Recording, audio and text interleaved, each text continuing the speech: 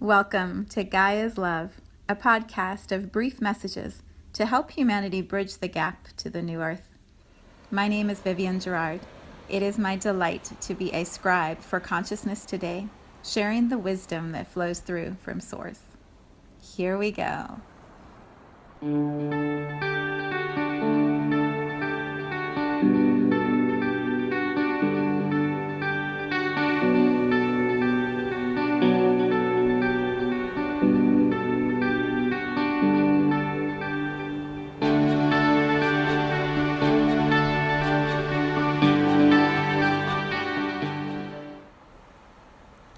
Episode 181.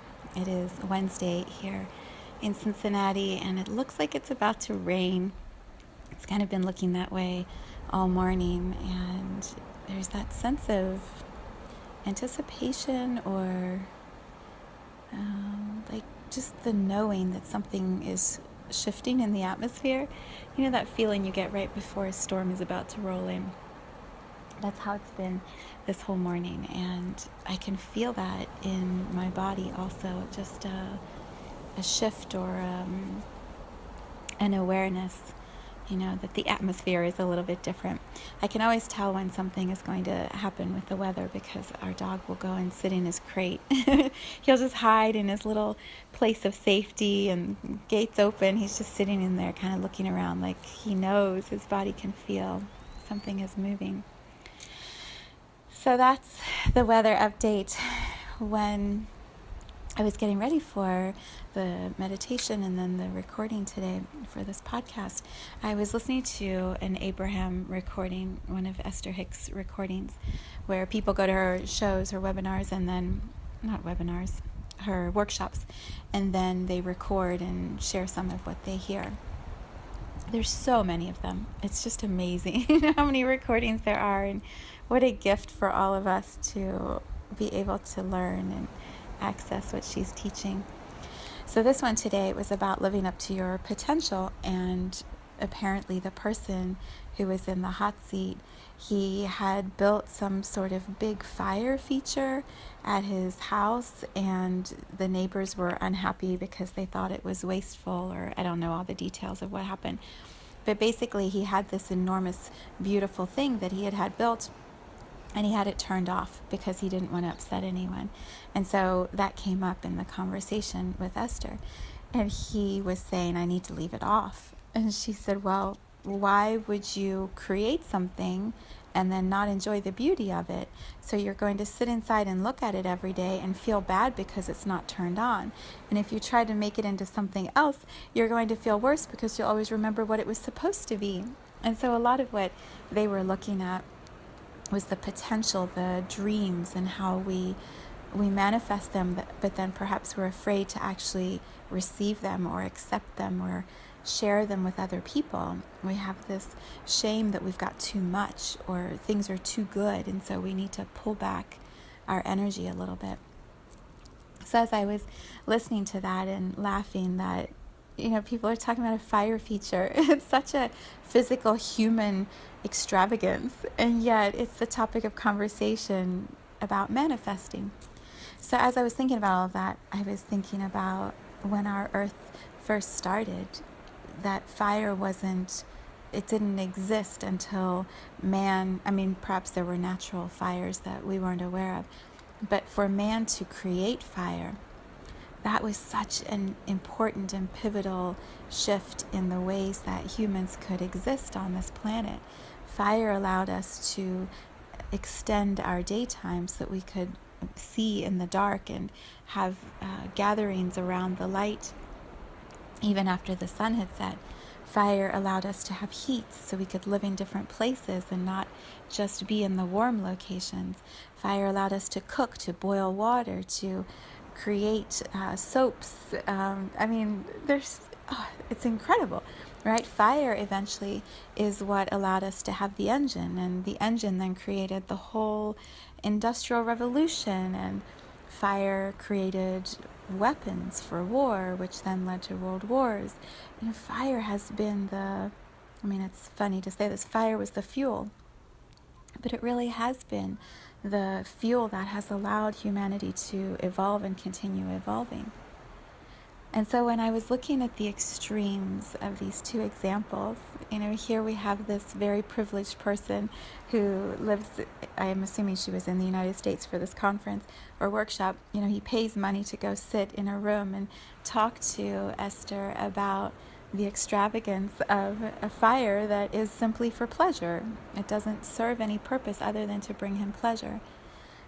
From that extreme all the way back to when fire was 2 sticks and a stone and someone trying to breathe onto that spark so that something could be brought into life, so that a person could feel warm or could eat or could have light in the darkness. The evolution, the range of how far we have come, the purpose with which fire is now used. When we are in this moment here with the abundance that fire has created and brings to us in all of its forms, sometimes we forget just how far that evolution has come.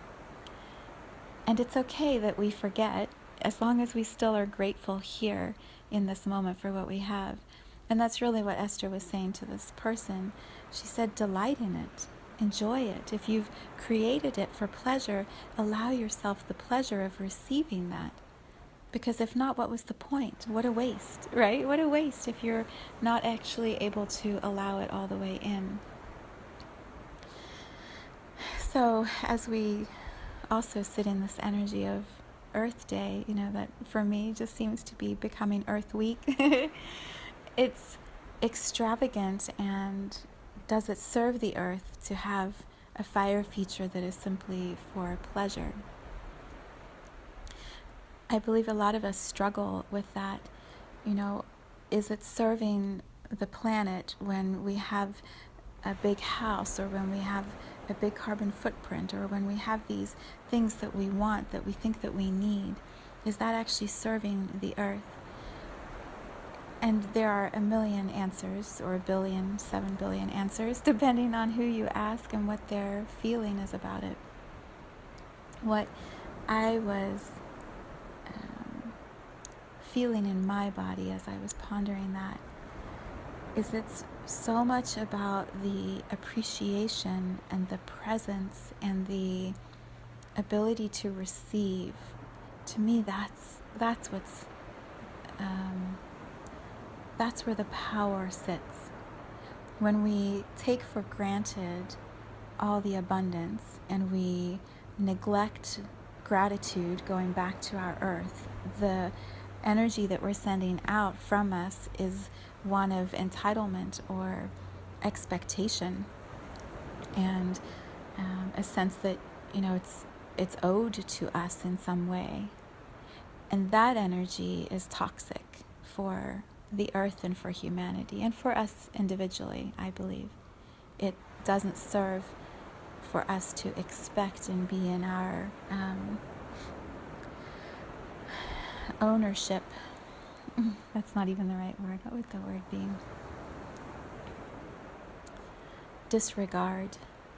When we disregard the value, the gift of all that we have in our lives, the energy that we send back to the earth carries that energy of disregard, disrespect, lack of appreciation. And so I believe that creates that fuel. That is the fire we're lighting, that we're sending down into the earth. And so that is what she sends back to us, right? When we begin that cycle of energy, it gathers momentum, it gathers steam.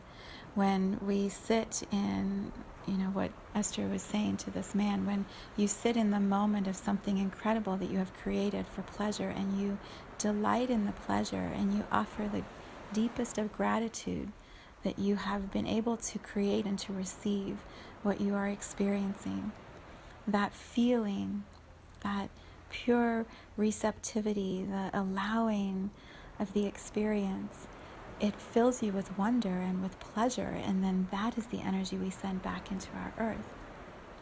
So whether we are experiencing that wonder at something man-made, like a fire feature or a swimming pool or a house or some technological gadget that just came out, whether we're experiencing that wonder at something man-made or at something earth-made, natural, the Grand Canyon, Machu Picchu is man-made, the ocean, the trees. When we experience that sense of wonder, and the energy that we're sending out as a vibration is that of gratitude and delight, we are expanding that feeling. We're lighting the fire of sending that energy all the way out.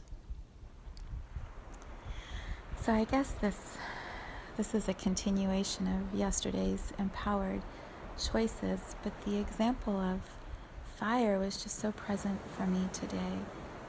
When we're able to see how far we have evolved and the incredible abundance of luxuries that surround us every day, when we tune into that and we sit in the wonder of that, it's a vibration that can change the world. That gratitude and love and delight, that simple delight. It's like watching a child.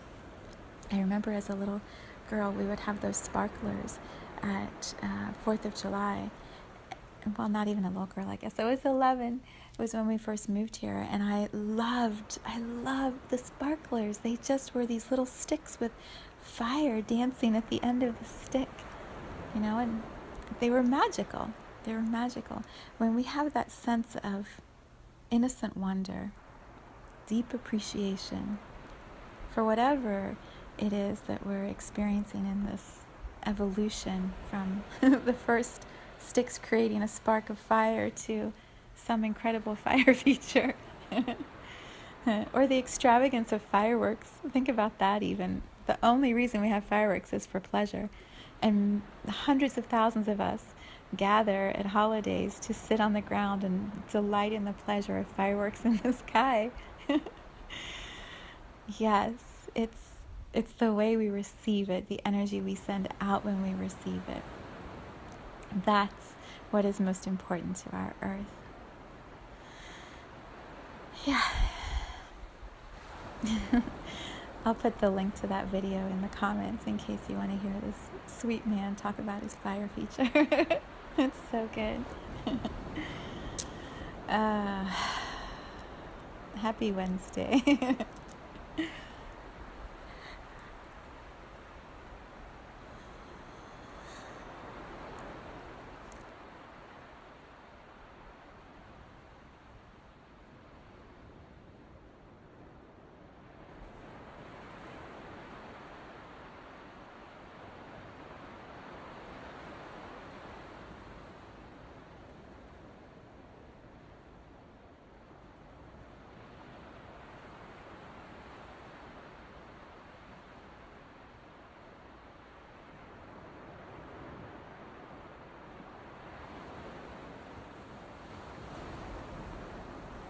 Thank you for tuning into this vibration of pure love. I invite you to join me in aligning with the optimal health of your mind, body, spirit in the virtual community of Viv's Energy Gym. You can learn more at mysouljourney.com. Let's take this message of Gaia's love out into all of our relationships and communities today. So much love from my heart to yours.